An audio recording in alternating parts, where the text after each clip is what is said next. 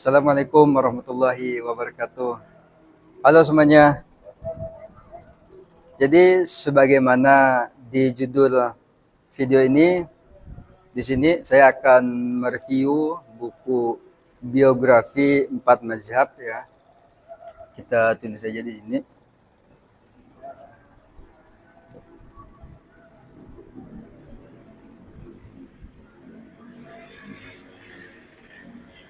Nah, jadi kita fokus kepada biografinya aja. Oh, tintanya. Bukunya saat ini nggak ada di sini ya. Itu ada di perpustakaan Kota Pontianak dan udah saya sering baca ke sana gitu ya. Dan mau minjam tapi karena alasan satu dua lain hal kendala gitu ya. Jadi belum bisa bukunya dibawa ke sini. Tetapi bukunya itu 1.000 lebih halaman ya, 1.000 lebih halaman tebal bukunya, 1.000 lebih halaman. Oke, itu saja sebagai pembukaan. Langsung saja kita kepada pembahasan inti, yaitu biografi ya, biografi. Yang pertama itu ada, ini kita urutkan satu persatu gitu ya, satu persatu menurut periodenya. Yang pertama itu ada Imam Abu Hanifah ya.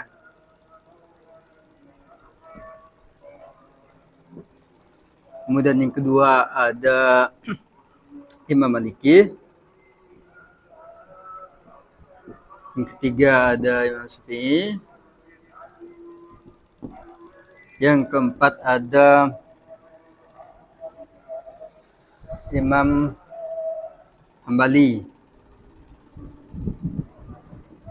Nah, seperti itu. Ini tintanya keluar terus ya. Oke, jelas enggak ya terus ya? Oke, lumayan jelas lah ya.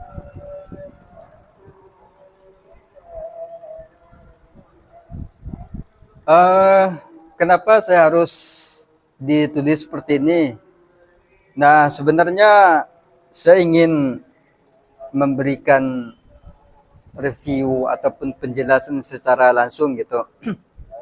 Akan tetapi kan jika kita ada satu buku ya, satu buku yaitu Keajaiban Belajar.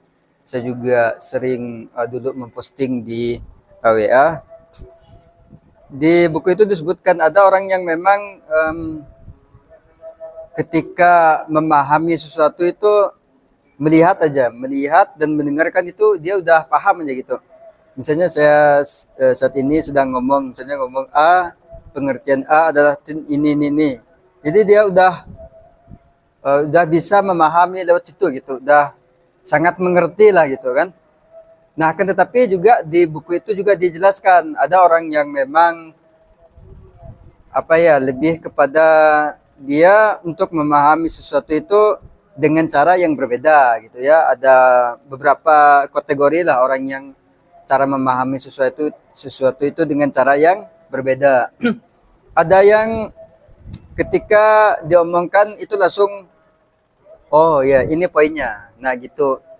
Tetapi ada juga orang yang memang perlu diibaratkan bahasa tuh diilustrasikan. Nah, diilustrasikan maksudnya digambarkan. Nah, jadi saya ngomong langsung ya, mereview bukunya secara langsung, dan juga saya supaya ya ini anggaplah kita bisa memahami, saya juga memahami supaya lebih mendalam gitu.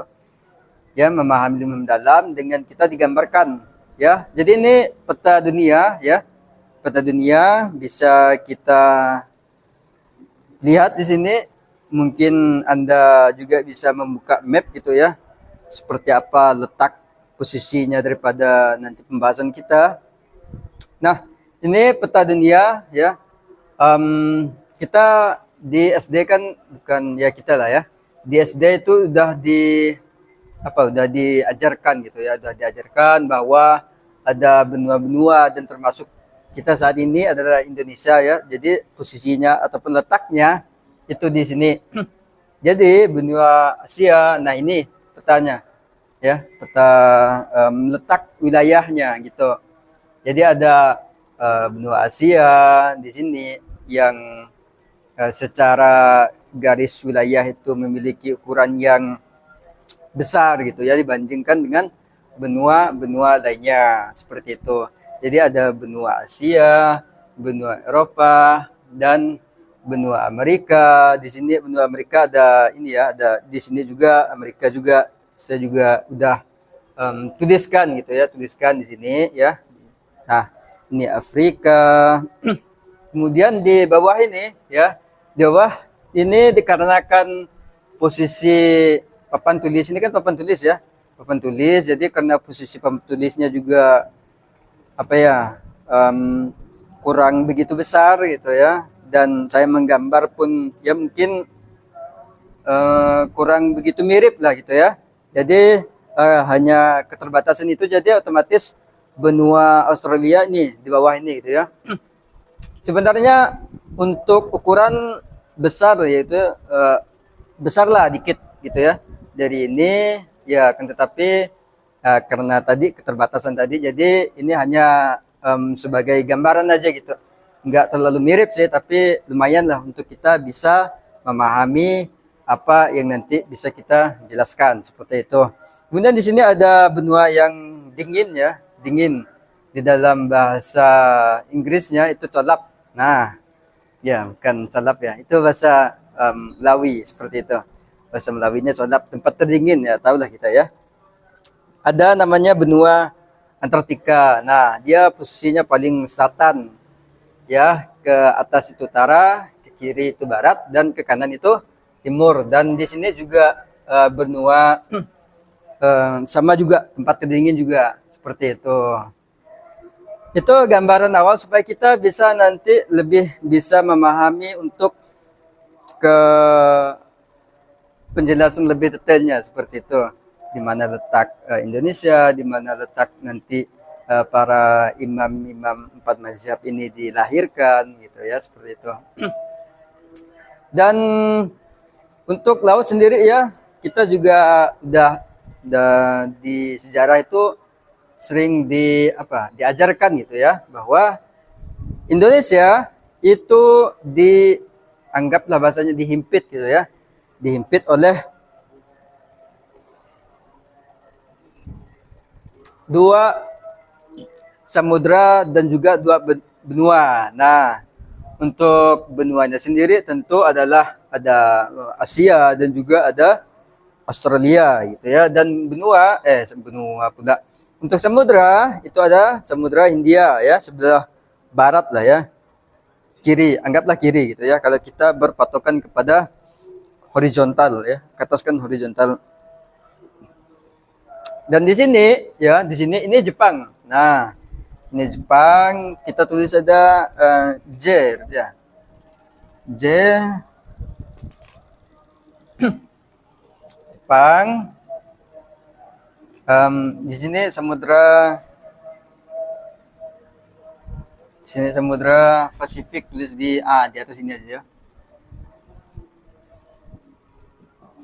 Pasifik. Oke. Itu. Nah, kita langsung kepada biografi imam pertama. Nah, imam pertama yang tertua juga itu ada Imam Abu Hanifah. Nah, Imam Abu Hanifah itu lahir, kita pakai Masehi aja ya, kita pakai Masehi aja. Jadi lahirnya tahun 699 M ya, Masehi. Dan meninggal tahun 767 ya. Nah, Abu Hanifah itu lahirnya. Nah, lahirnya beliau itu di sini. Di sini di Irak. Ya, di Irak. Oke, kita kembali ke sini sebentar. Jadi untuk Ini supaya kita apa ya bahasanya mudah memahami aja gitu ya. Jadi untuk para imam ini mereka lahir itu tahun 700-an semua ya. Ini jika Masehi.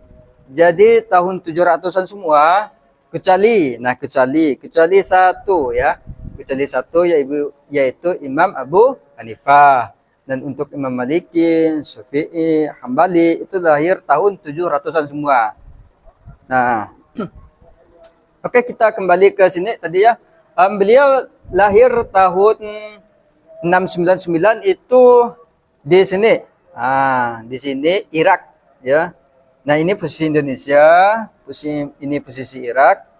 Itu ada namanya dengan Kufah. Nah, Kufah itu salah satu kota yang ada di Irak. Nah, kemudian kita langsung saja kepada di mana beliau meninggalnya itu di Baghdad. Posisinya juga masih sama di Irak. Akan tetapi dia itu istilahnya beda kota gitu ya, beda kota tapi satu negara yaitu negara Irak. Nah, Irak ya di Baghdad gitu ya, di Baghdad. Kemudian beliau tadi lahirnya itu di Kufah. Kemudian yang kedua itu ada Imam Maliki. Oh ya, kita ke Imam Abu Hanifah tadi. Untuk nama aslinya. Nah, ini kan biasa ada nama aslinya gitu ya. Nama asli beliau itu ada, bukan ada, tapi adalah. Nah, adalah kita tulis di mana? Ya, jadi kita isi aja di sini ya. Nih.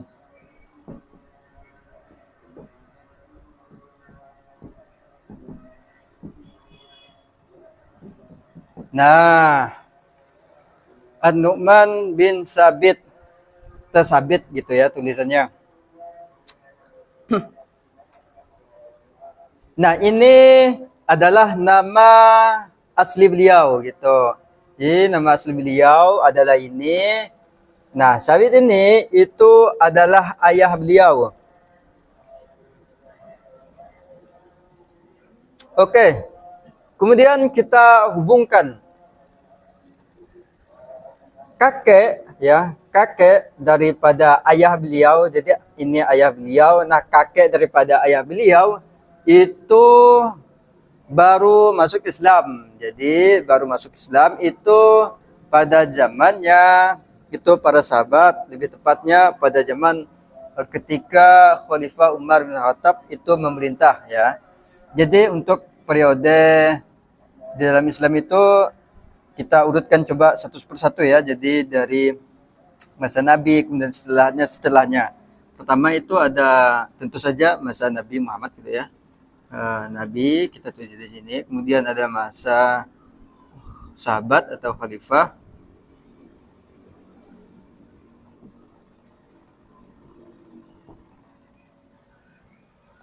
Kemudian yang ketiga ada masa tabi'in. Kemudian yang keempat ada masa tabi'in.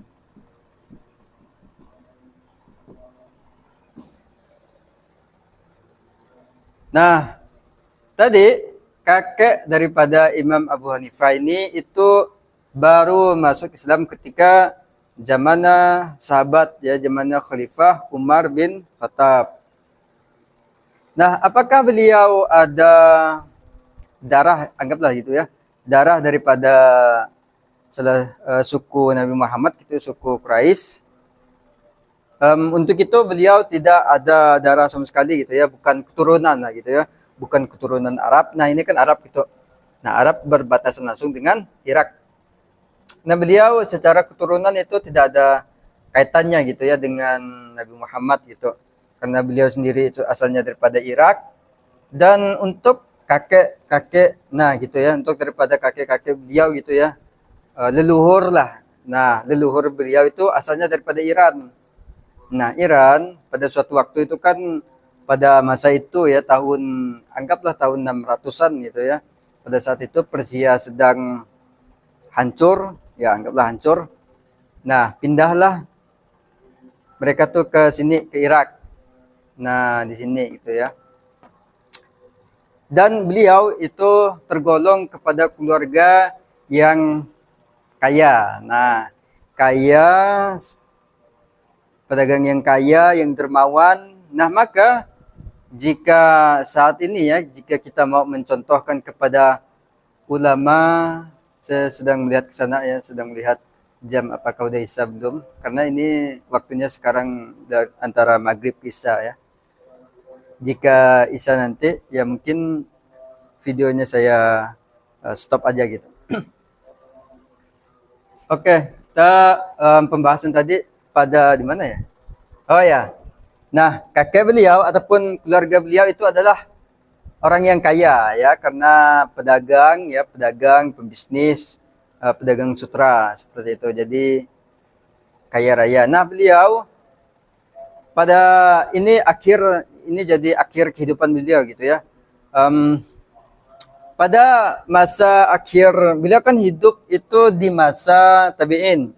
Nah, tabi'in itu kan sesudah masa khalifah itu kan ada masa namanya khalifah juga, tapi bukan khalifah yang sahabat gitu, tapi yang Umayyah kayak gitulah ya. Ya Umayyah, kemudian Abbasiyah. Nah, beliau hidup pada masa Khalifah Umayyah.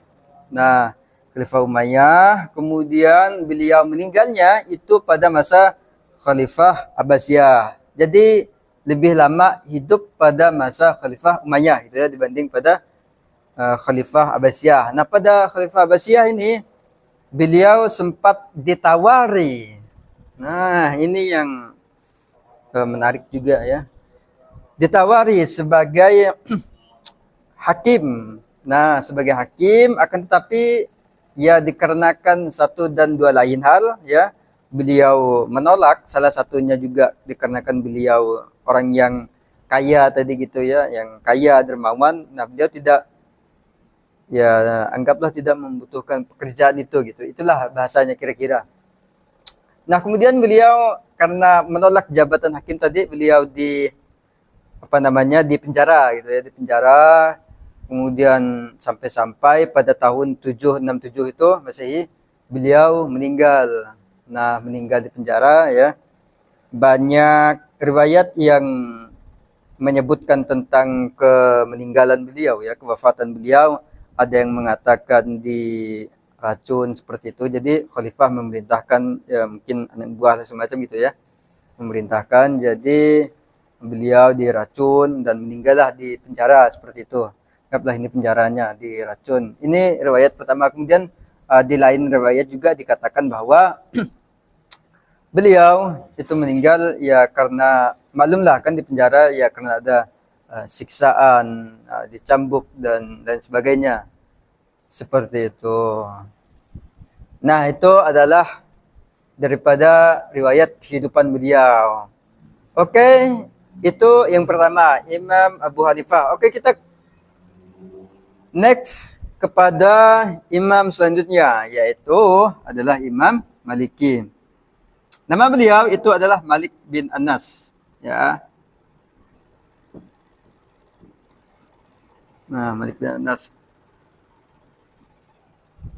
Beliau lahir pada tahun 7 ya.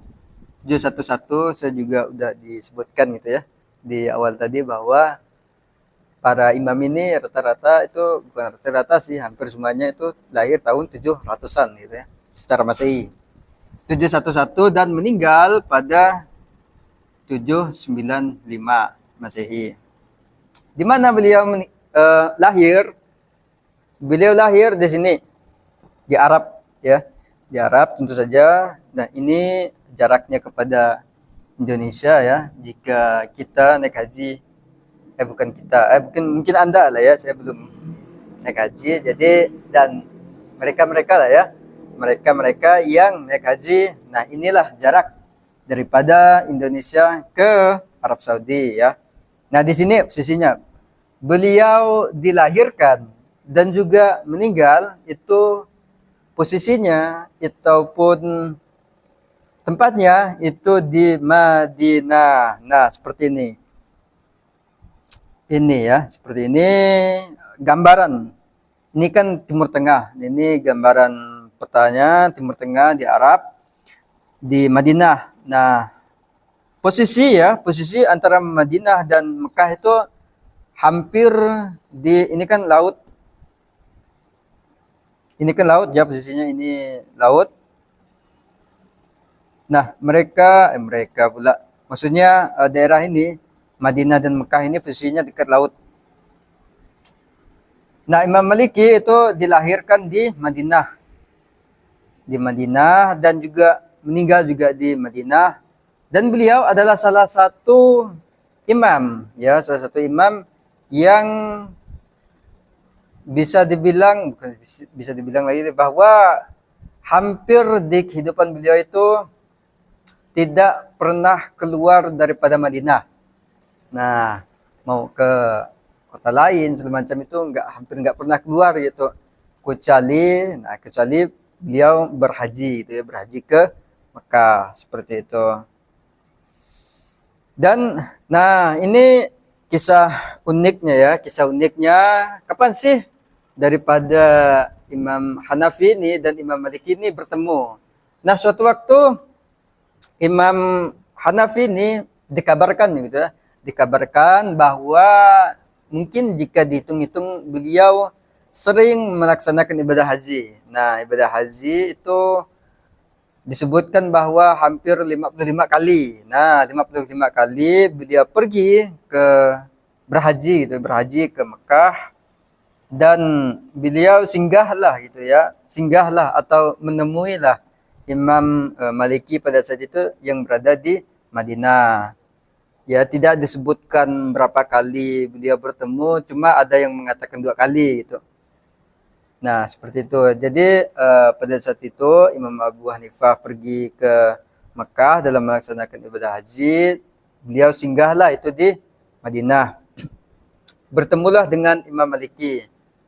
Nah, kedua imam ini itu kan kita mengetahui bahwa mazhab kan artinya itu semacam bukan pendapat saya gitu, tapi itu gimana ya? Aliran. Nah, anggaplah bahasa sederhana. Nah, seperti itu bahasa sederhananya itu adalah sebagai aliran.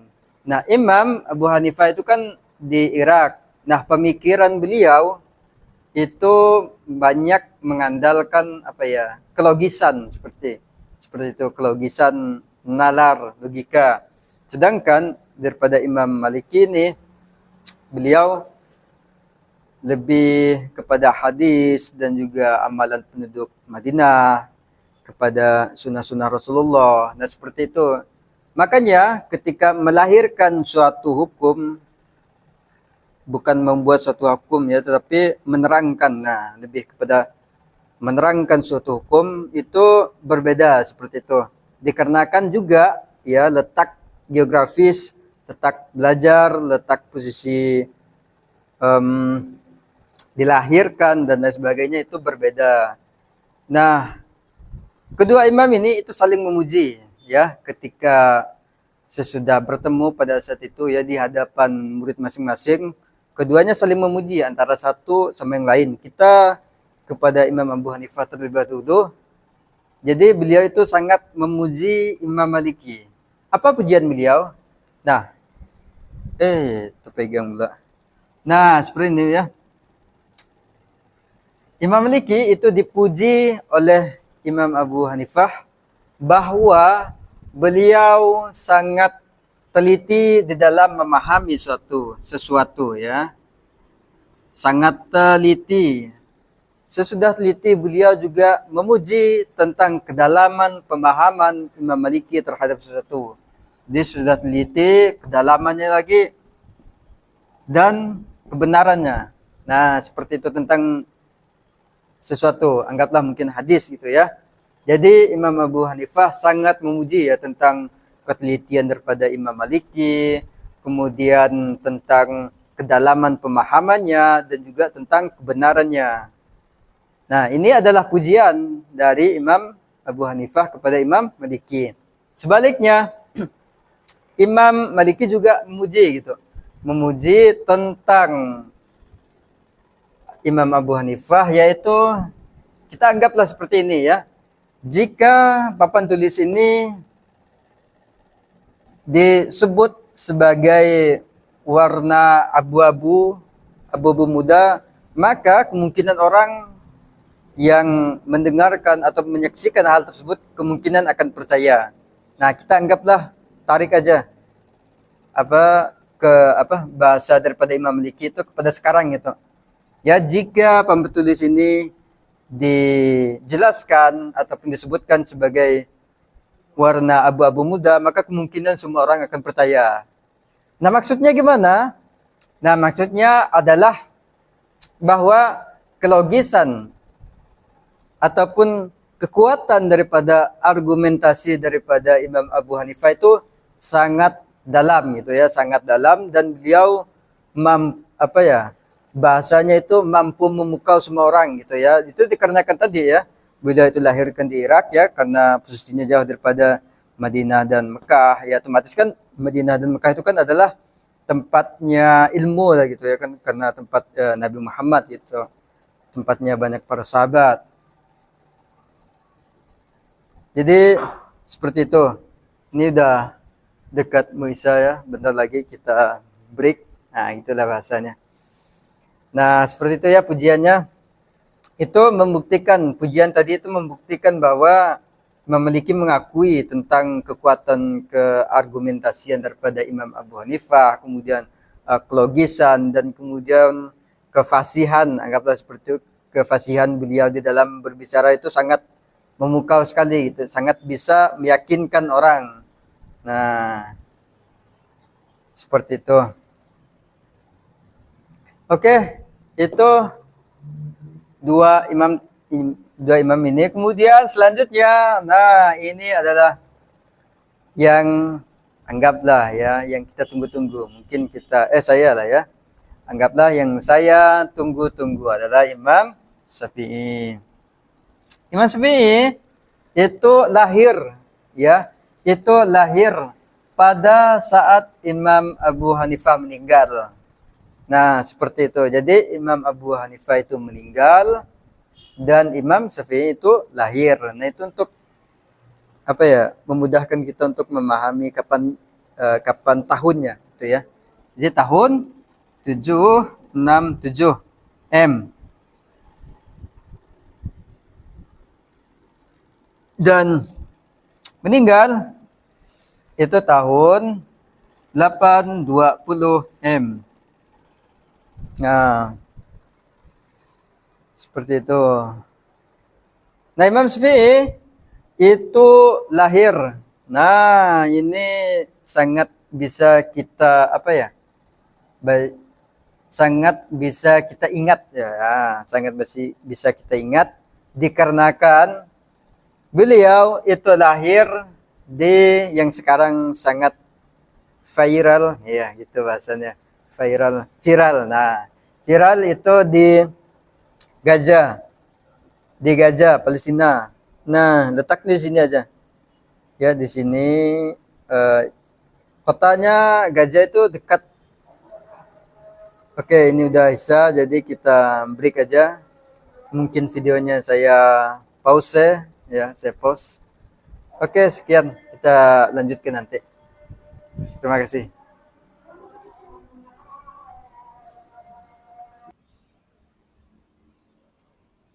Tes 1.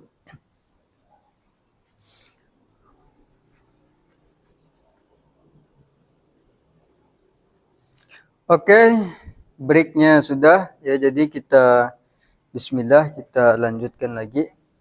Nah, tadi penjelasan sampai kepada pertemuan ya antara Imam Abu Hanifah dan juga Imam Maliki ya. Mereka sekali lagi mereka bertemunya itu ketika Imam Hanafi pergi ke Madinah. Langsung saja kepada selanjutnya adalah Imam Syafi'i. Imam Syafi'i lahir tahun 767 dan meninggal 820 ya. Jadi ada dua imam terakhir ya yang meninggal itu tahun, mudah-mudahan keluar lagi ini airnya.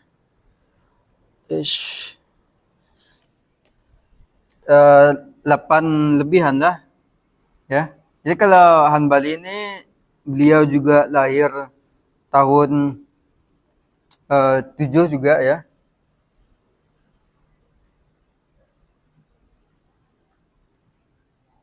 Nah, meninggalnya Imam Hanbali ini tahun 8 ya, dua imam yang meninggalnya tahun 8 yaitu 855. Oke. Seperti itu dan beliau lahir 780. Nah, 780 Masehi. Oke, ke Imam Syafi'i lagi ya. Beliau itu apa ya?